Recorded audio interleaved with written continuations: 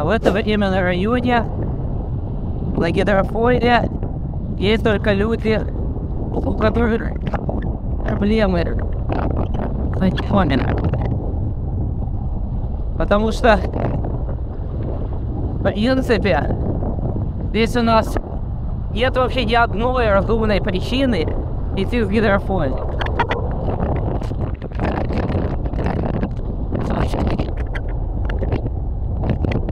Что мы можем сказать по поводу гибрида? Ну, две вещи.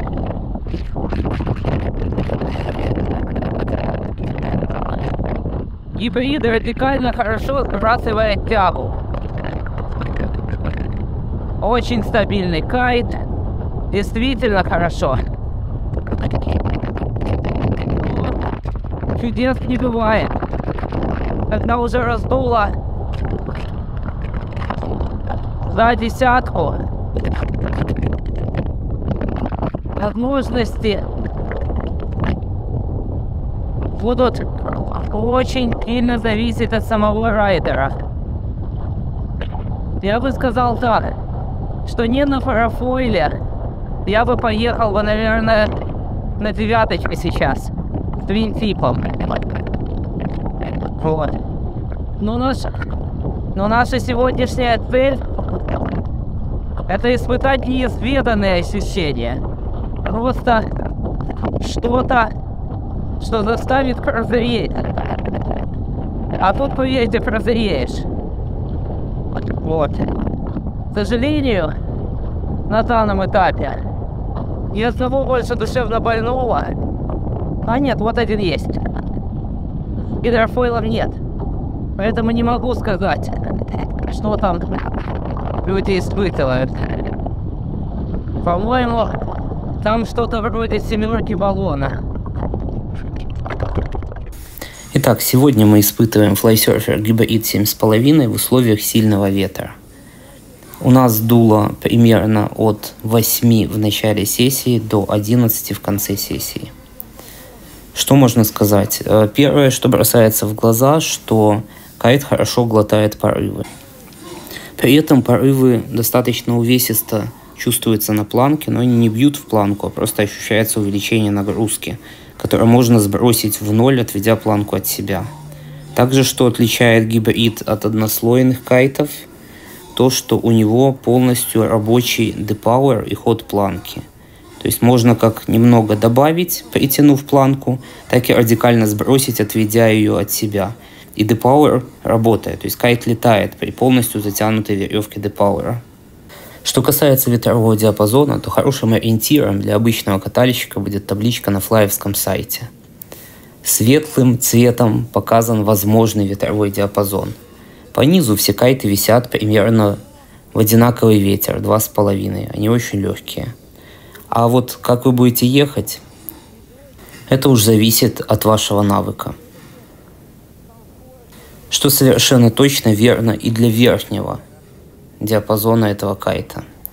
А вот темным цветом показан комфортный диапазон, в который, в принципе, без особых проблем средне умеющий человек будет чувствовать себя нормально. То есть не будет режима выживания или суператлетического какого-то взаимодействия с кайтом для того, чтобы поехать. То есть это такой какой-то средний диапазон, в который можно кататься, не особо заморачиваясь. Как и у других производителей, эта табличка рассчитана для райдера весом 75 кг. Я имею немного больше вес, порядка 85. Для меня эти диапазоны в принципе работают. Я покатался как по нижней части, так и по верхней. Все совершенно правильно. Но для того, чтобы ощутить радость от обладания подобным кайтом, нужно попасть в подобные условия на сопоставимого размера баллонном кайте. Специфика пребывания в передозе на гидрофойле на баллонном кайте – это штука, которую лучше один раз почувствовать, чем 100 раз услышать. Большие разгоны, сложный контроль гидрофойла. У гибрида ничего такого нет. Он не разносит, сбрасывая тягу, и даже находясь в передозе, совсем не страшно. То есть скорее просто может быть катание не становится чуть менее комфортным, с той точки зрения, что планка немного подпружинена и тяга приходит немного более резко, но нет ощущения выживания. И в принципе, если не брать экстремальную часть верхнего диапазона, кататься можно продолжать комфортно. Некоторые элементы начинают получаться даже легче.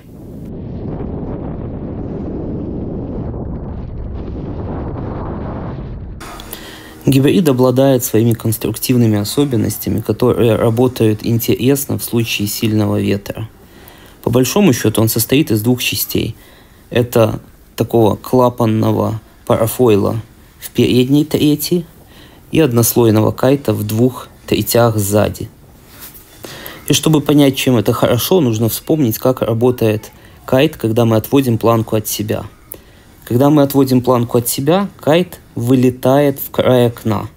То есть в случае передоза он как бы генерит немножко кратковременную тягу, а потом тяга пропадает. В случае же с гибридом, когда мы планку от себя отдаем, вот эта юбка однослойная, она отключается по сути и не особо влияет на тягу кайта.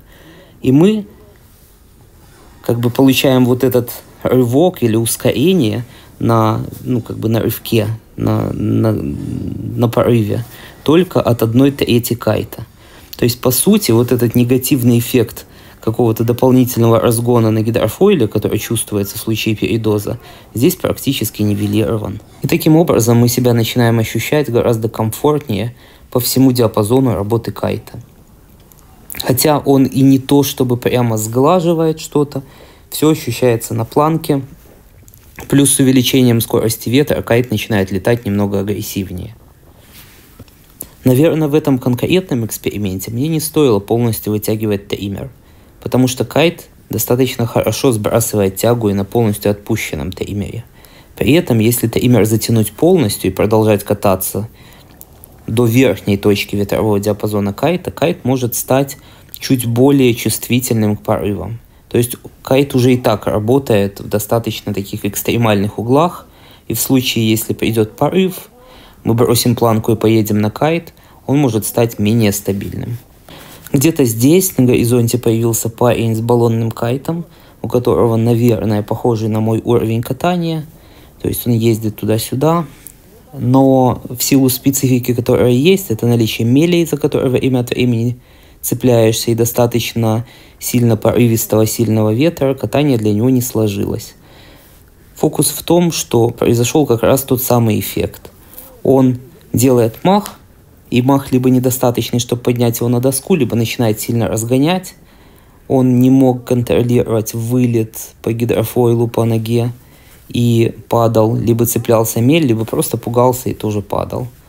Вот. Потому что кайт достаточно агрессивно себя ведет в сильный ветер. То есть на видео это не попало, я вокруг него ездил еще достаточно долго, наблюдал эту картину раз за разом. Вот. Плюс из-за остаточной тяги достаточно сложно отходить на глубину, нужно следить за гидрофойлом, который тоже пытается уехать. В нашем же случае небольшое удлинение гибрида компенсировало неумение райдера и в принципе создавало гораздо больше комфорта в силу его конструктива.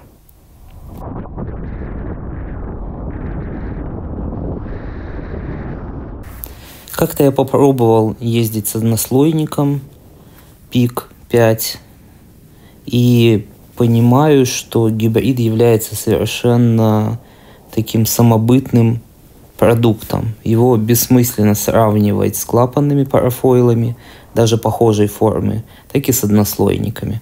По факту его стоит воспринимать как два кайта в одном. С одной стороны, это достаточно маленький клапанник, у которого есть подключаемая юбка. То есть, грубо говоря, например, если нам нужно съехать откуда-то, предположим, съехать с какой-то ветровой волны, бросив планку от себя, мы отключаем эту юбку, и у нас остается, по сути, работать в дрифте 1/3 кайта. Кайт как будто бы становится 30% от своего размера со всеми вытекающими. При этом, если планку притянуть, то однослойная юбка включается полностью в работу, и мы получаем хорошую тягу, которая будет давать нам возможность оставаться на крыле, и также набирать какую-то скорость. Конечно же, углы и скорость совершенно бессмысленно сравнивать с любым клапанным парафойлом. Это совершенно другой продукт, и это фактически совершенно другое времяпровождение.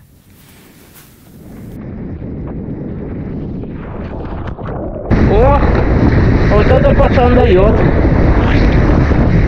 Уверовал. Тоже сетка.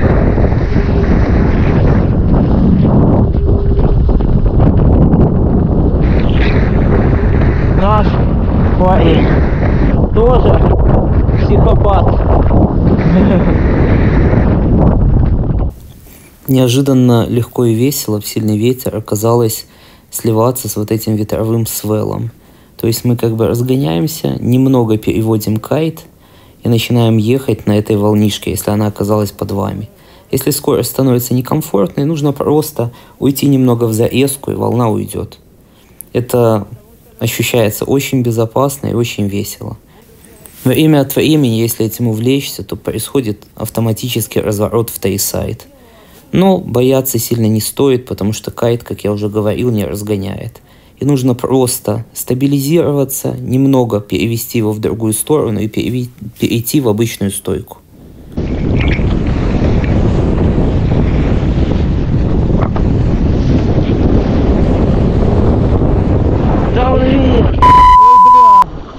Развернулся.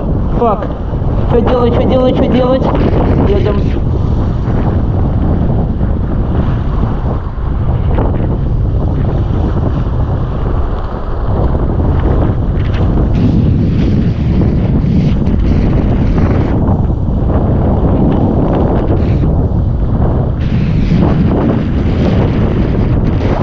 Блин, не хотел тренироваться.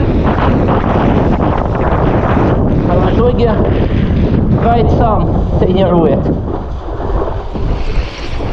Ну и разумеется, данная конструкция кайта заметно флаттерит. Но флаттер совершенно не ощущается на планке. Также отсутствует частый для однослойных пиков задний свал при пережатой планке. Кайт чрезвычайно стабилен и генерирует тягу достаточно ровно. Но все равно стоит взять и по возможности попробовать самому, потому что прибор достаточно специфичный. И не факт, что для любого этот опыт будет хорошим или в целом понравится. Ну и спасибо, что посмотрели. Подпишитесь, если не подписаны. Расскажите ваши мысли в комментариях. И пока.